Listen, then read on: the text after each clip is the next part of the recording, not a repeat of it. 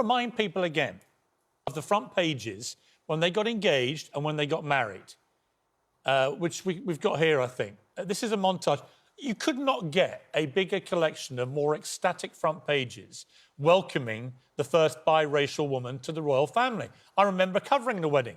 There was euphoria from the public and the media. And yet she says in the interview, from the beginning of our relationship, the press were racist.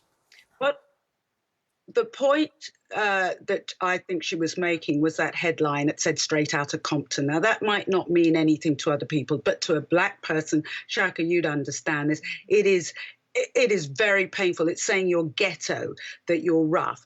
And other people might laugh it off, but remember, if you've lived with this backdrop bubbling away, Piers, if I can, I'd liken it to if you're blind, if you're sight impaired your whole life, somebody might say nasty things to you every so often, but your whole life is affected by where people place things or don't place things, or whether there's a steps or there's a ramp, your accessibility to life, how much opportunity you may or may not have. I don't think she was ready for this at all. And I actually don't think Harry was either. I know from experience, it's very painful for a white partner to see firsthand all these little microaggressions and what have you, and they're shocked. If somebody brings up, yeah, but what colour is your child going to be? And I've been in that situation as well. It is deeply shocking. It might not seem shocking to the person saying it. Let me jump in on that. We don't know the context of that conversation. We don't know who's supposed to have said it.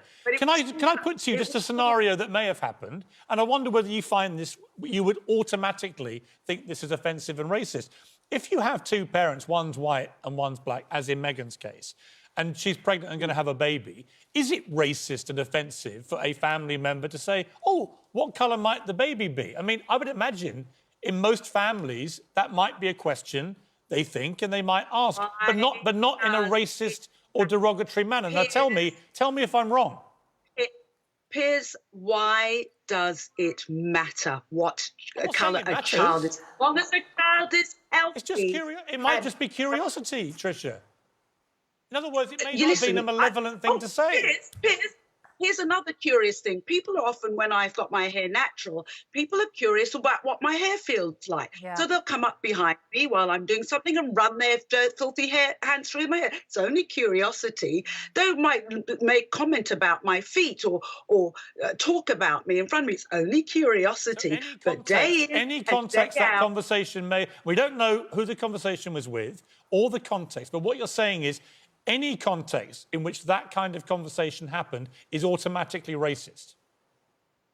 If you are working against a backdrop of non-stop stuff, it doesn't take one straw, only takes one straw to break the camel's back. And what gets me is why is everybody else such an expert about racism against black people? I'm sorry. I'm sorry, Piers. You don't get to call out what is and isn't racism against black people. You can call out all the other stuff. I'll leave you to call out all the other stuff you want, but leave the racism stuff to us. I think when Meghan Markle calls the royal family a racist institution, it's a very serious allegation. She doesn't use the phrase racist institution. Actually, they do. Sorry, they do. They portray the royal family as racist, and it's a very incendiary charge. And I don't think it actually is fair to the royal family to not name the supposed racist. Let's bring in Andrew Morton. Andrew, I don't need to tell you about royal turmoil. Or royal interviews and the impact that they have. Yeah, how does this compare to the Diana ongoing saga? Well, I have to say, my jaw dropped watching that interview, and it is very similar to the Panorama interview 25 years ago that Martin Bashir conducted. The one thing that intrigues me about the whole business of Meghan saying that the baby and the colour of the baby in relation to security and also to whether or not it's been made a prince or a princess is confusing, because it's the Metropolitan Police who decide security. It's the Queen who is the font of all honour. So in a way, Meghan and Harry are accusing the Queen of racism by default. And I find that allegation quite explosive. I completely agree. This whole thing that she says about how the only reason Archie isn't allowed to be a prince has got nothing to do with royal protocol, but all to do with his potential skin colour. And it will be the Queen that decides that title. That is calling the Queen a racist.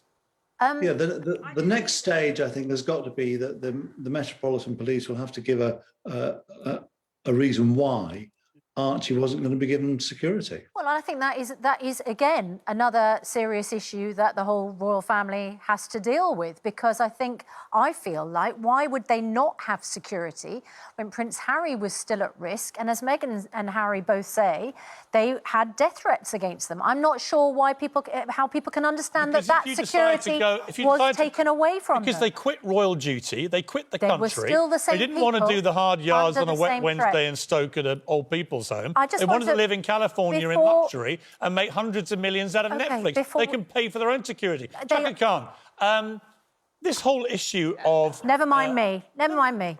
No, I mind you. Chaka Khan, though, is a superstar guest. I'd like to give her some airtime. I was about to ask Chaka Khan a question. Well, go on, then. Which is, what is it like when you're as high profile as you are and you receive the sort of coverage that you say you recognise Meghan received? What does that do to you?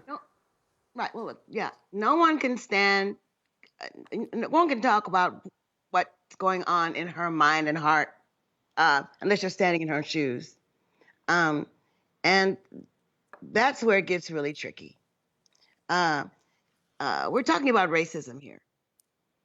I'm coming from a country that is very racist. I lived in Britain for over 30 years, and I found some of the same stuff going on that I've seen all over the world. And it's a little bitty ways that are so finely tuned by now that it's almost hard to find. It's hard to call out, you know. I think when the royal family does look into all of her false accusations, that they're going to have to look pretty deep.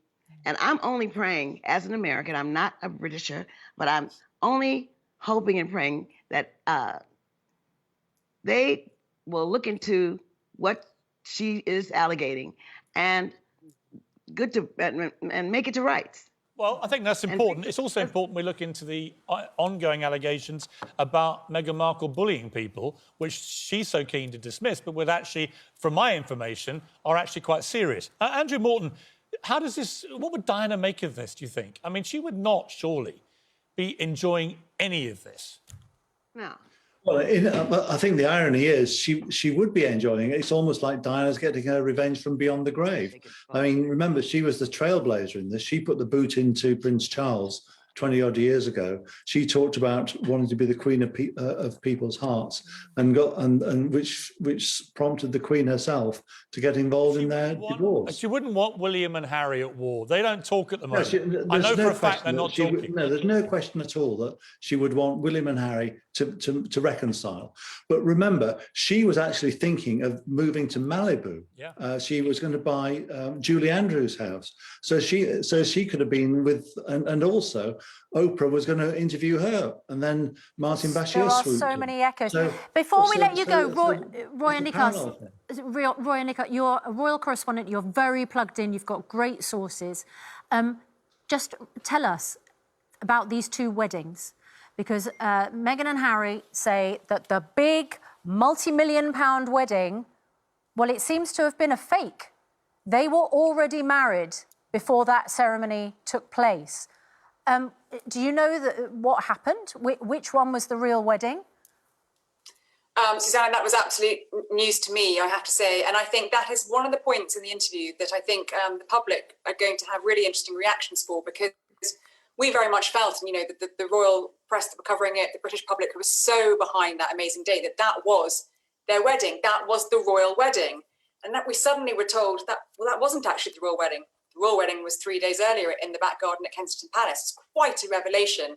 I should think Lambeth Palace phones are going to be ringing off their hooks this morning with questions for the Archbishop of Canterbury, Justin Welby, to answer. I think the only other thing I'd say is this is just a desperately sad family situation. I know Harry says he hopes that time will heal those family bonds. My goodness me, it's going to be a lot harder after this interview. I think William is going to be absolutely spitting blood about the way Meghan Markle took down his wife on national TV.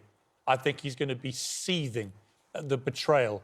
And people can dress this up any way they like. This is supposedly the Duke and Duchess of Privacy, spending 2 hours revealing all sorts of unbelievable secrets about their family. They've never said they want 100% we're told that Oprah privacy. had nothing off limits. Not a question about her own father, her own family. Not one question about why she's disowned all her own family, why none of the family were at the wedding, but in the place of the family was Oprah Winfrey, who she'd met once in her life. Sorry, I'm calling this out for what I see it as, which is somebody who's a ruthless social climber and is now destroying or trying to destroy the image of the monarchy in this country, and I think it's shameful. I think it's desperately, everyone's entitled to their sad. opinions. Trisha, final question for you. If you tried to invent a show that had all this, you'd reject it as being too outlandish. Well, you'd call it The Crown. No, actually, I wouldn't. The name of the show would be Bullying, Piers, and I'm afraid at the moment you'd be the star. Really? Not Meghan Markle, who drove out a load of female staff with her bullying? Or does that not count? Piers, listening to you this morning, I'm saddened. You know what I wish for you? I wish for you only really wonderful things. I hope that one of your sons meets a beautiful black woman and gets married to them, and then you will understand. Actually, I would love that. Why would I have any problem with that? Why does every criticism of these two have to be framed as racism? You won't have a problem with it. You'll have to hear her problems with it. Yeah, I'd also like to have her bullying investigated properly. The bullying that no one seems to want to take seriously. Those allegations are being investigated. Well,